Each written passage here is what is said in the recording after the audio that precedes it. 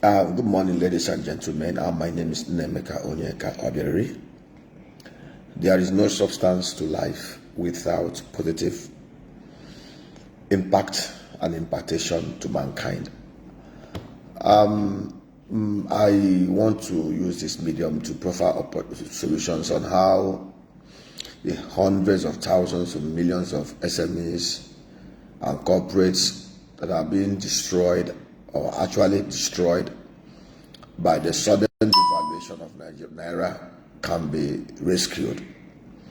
We have seen the report of multinational companies. We've seen Nestle. Nestle got wiped out in 1 year. FX devaluation losses of 195 billion naira. The conglomerate that has turnover of almost $1-2 billion globally, their Nigeria subsidiary, suffered a hit, and their shareholders' fund wiped out negative 78 billion. We've seen the report of MTN, similar devaluation losses, 174 billion, shareholders' fund wiped out. Other companies, of course, we saw Dangote's report, 166 billion devaluation losses. They were able to absorb it because they had very huge turnover. And there are many other companies in the rich sector, manufacturing, trading, agriculture, agro-processing, that are heavily hit. There is a question that most Nigerians have not asked. I read the piece by one British guy that was trying to say, there's nothing wrong with an economy that is going at that the economy that is going at 3.45% is not in a mess. And I feel like choking, because some of these guys do not truly understand the depth of the challenges we have in Nigeria and how we can easily overcome it if we are very sincere. Nobody is saying there is no problem. There are problems and there are solutions. Today in Nigeria, a lot of companies are at the brink of collapsing, and some have actually collapsed. If the deposit money banks, the MDs of the banks and the operators of the banks can be very honest with themselves and not doctor their books, they will tell us sincerely the true situation of things. Many companies, hundreds of thousands of companies, are having delinquent loans and non-performing loans in the banking industry because of this sudden FX devaluation that saw the Naira dropping from 460 Naira to $1 official market rate to the current 1,650 Naira to $1 over a space of 8 months. Very unprecedented in the history of Nigeria. I am not here to lament. I am here to provide solutions on how we can get out of this. I know of many companies that are carrying billions in holes. Banks are asking them to bring the Naira, and I wonder where they will bring the Naira. Most banks are not even willing to restructure the loans, convert the FX obligations to Naira, and then allow them to trade out over 5 to 10 years. Most banks are not listening to that, because even the collateral that the people submitted, the company submitted, have been eroded by those FX losses. So basically what most of them will do is to declare bankruptcy, walk away, and the banks will be carrying carcasses. And of course, we are currently have about 5.3 trillion at AMCON, practically assets that are not even redeemable. And it will be tragic for us to have additional 7 trillion dropped on AMCON, because that is what is basically going to happen.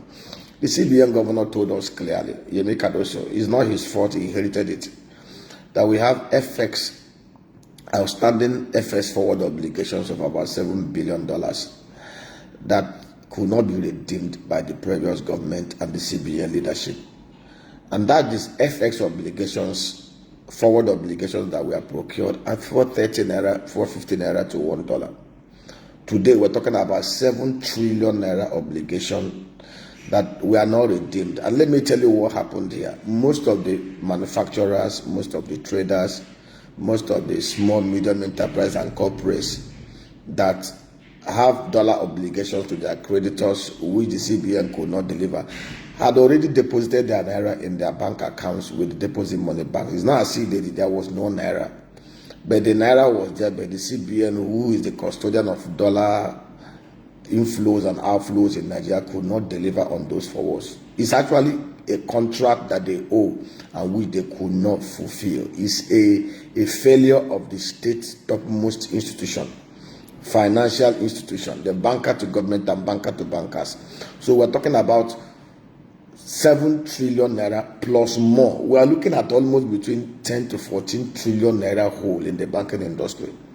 Many MSMEs are clutching and they cannot survive. So how do we help them out? And this is a suggestion, a creative way that the monetary policy managers, the CBN and the federal government of Nigeria can come around and help these companies. As of today, there are still outstanding obligations that the CBN could not clear. What do we do? I've advised this government and I will keep on advising in sincerity, no ill feeling. My desire is for Nigeria to work. My desire is to see 197 million poor people exit poverty. My desire is to see at least 90% of the working population of about 110 million people engaged in active work. My honest desire is to see a Nigeria that is secure and collectively prosperous for everybody.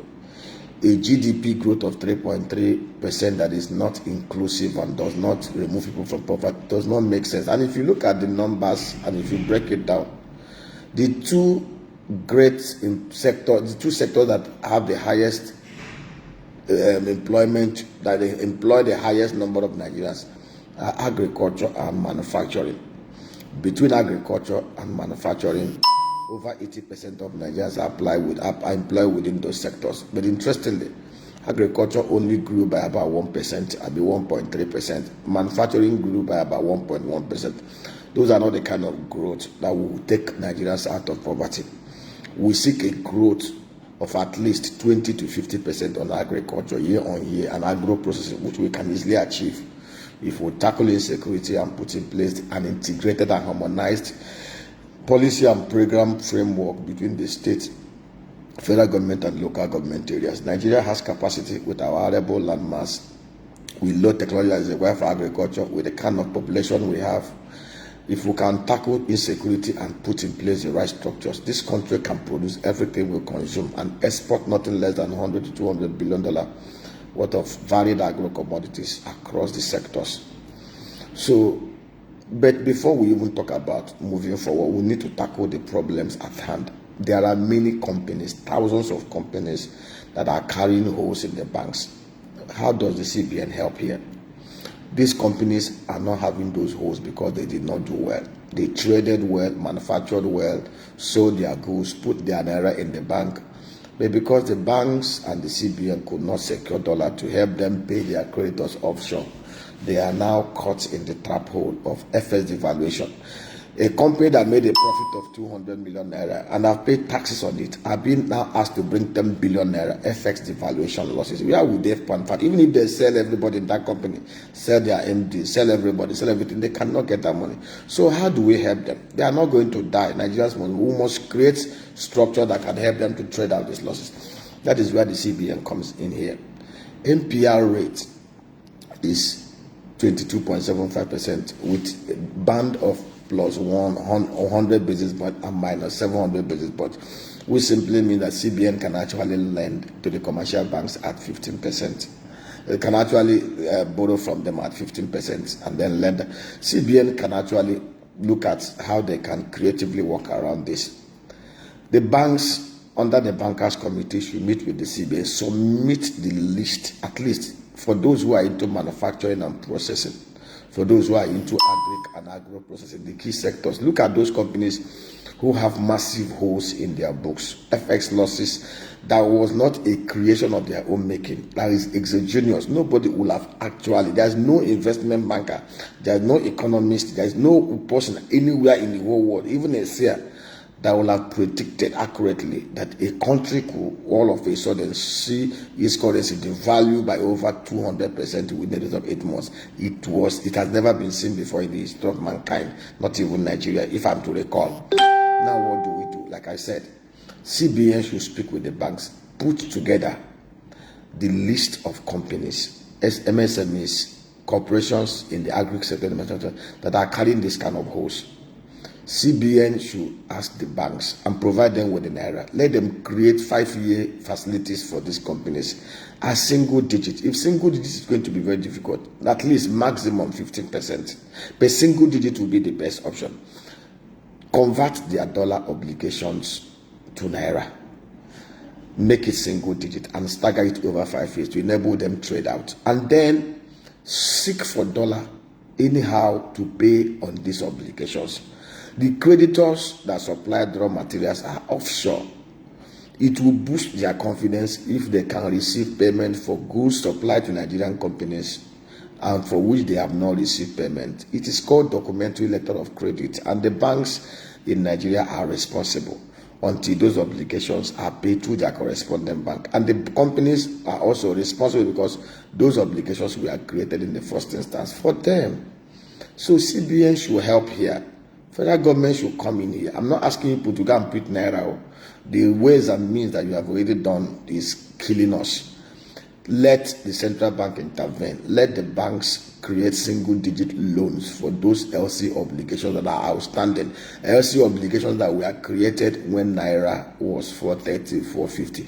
That is the right thing to do in an economy and a country where leadership is very empathetic, where leadership is very compassionate, where leadership is very creative. That should be the best solution. Create single-digit inflation, single-digit naira loan for them, and look for dollar. And I don't know why we are still looking for foreign portfolio. The easiest way we can inflow dollar here. NNPC today is not efficiently run. NNPC today is not transparent and accountable like the Nigerian liquefied natural gas, and we know this to be true. Nigeria toyed with the idea of raising money by securitizing future dividend payments from Nigerian liquefied natural gas. We toyed with the idea because NLNG is very profitable and run and operated in the most efficient manner with good corporate governance culture, because it is owned 51% by private investors and 49% by the federal government through the NNPC. What stopped us from adopting the same structure in NNPC? Even Aramco did IPO to show you that they love transparency. Emirates Oil, Petrobras, Petronas. British Petroleum was once held 100% owned by the British government. Today is wholly private sector driven. Why would the federal government not put in place measures to divest 55% of the federal government holding in NNPC? That alone will release about $32 billion on incubate fund into the federation account, into the CBN, that will help us to boost liquidity in the market. By doing this, NNPC will now become like Nigeria Liquefied Natural Gas. Appointment of the board and management and even staff of the company will no longer be based on any nepotistic inclinations. It will be the best of the best will be employed there. The best of the best will run the board and management without being harassed by National Assembly or any political and primordial consideration that is antithetical to excellence and good corporate governance. When we do this, massive investment will come into this country. Nigeria has technical capacity. We have technical capacity to produce 2.5 to 3 million barrels of crude oil every day. But we are currently doing 1.3, 1.5 with condensate, which does not make sense. If we divest the federal government holding in NNPC and allow private sector operators, I'm not even asking you to bring foreigners, local operators in Nigeria, companies can come as a consortium, the same way the Renaissance Consortium came together to buy the SPDC onshore assets. You bring local consortium here. I tell you, if you decide to do it today, and the NNPC is fully divested from by the federal government 55%, and is so transparent. If NNPC want today to raise diaspora bond of $50 billion to explore more oil well, to open up the old marginal fields, to bring in rigs, get private investors, private people like Kegos to bring in rigs and all those stuff, I tell you, Nigerians will subscribe fully to it. Diasporans are ready and willing to support Nigeria and to support this government. But we need to put in place a transparent structure. Nigeria can ramp up our oil reserves to about 40 billion barrels. Nigeria can produce 3 million barrels every day. We can fulfill our OPEC quota of 1.5 and use the remaining 1.5 to refine here. Anybody who is going to get a marginal field in Nigeria today is not going to be like the old arrangement where people collect paper and then look for investors and try to resell it. You must provide evidence of capacity with a bank guarantee from a first-class European bank or American bank that they will fund you, and that you must also build modular refineries to refine everything that will produce here. We need to move from the level of just extracting to refining. Cocoa, we exported $709 million worth of cocoa in whole Nigeria. Nigeria can do more than $5 billion worth of cocoa. We can produce 3 million cocoa tons of cocoa beans annually, and we can process everything here.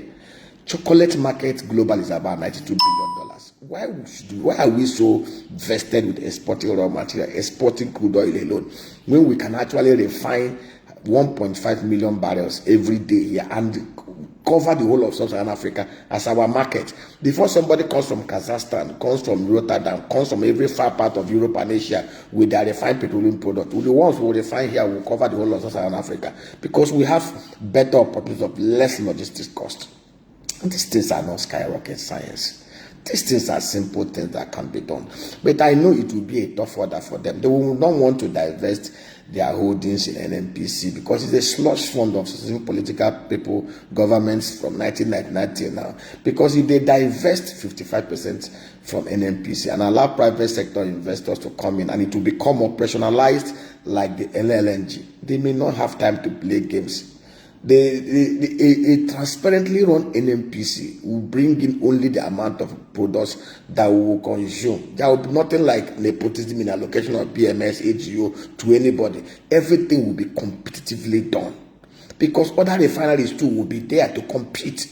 Prices will come down. I have shared with us also a special arrangement that we can put in place to subsidize production of some certain dedicated crude of about 495,000 barrels a day in such a unique JV that has cost plus margin of 30% that will ensure that we do not buy any white petroleum products, AGO, PMS, aviation fuel at more than 750 naira per liter anywhere in Nigeria, no matter the price of the crude oil or the refined petroleum product anywhere in the whole world.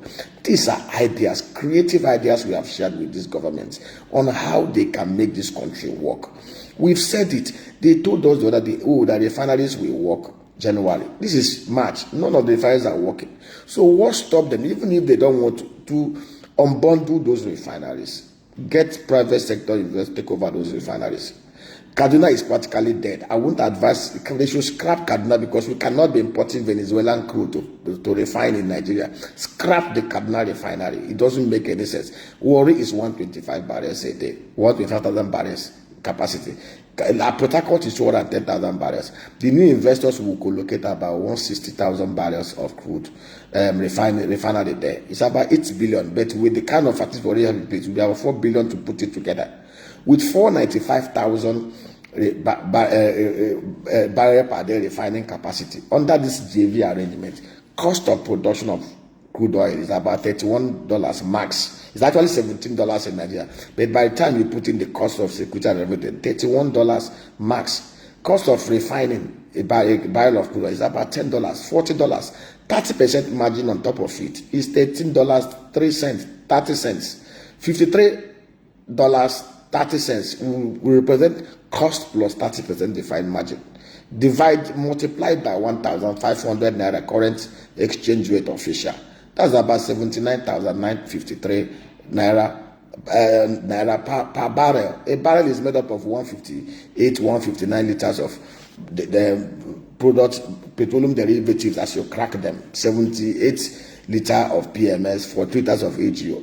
If you divide it, it will give you a cost plus margin of 506 naira per liter.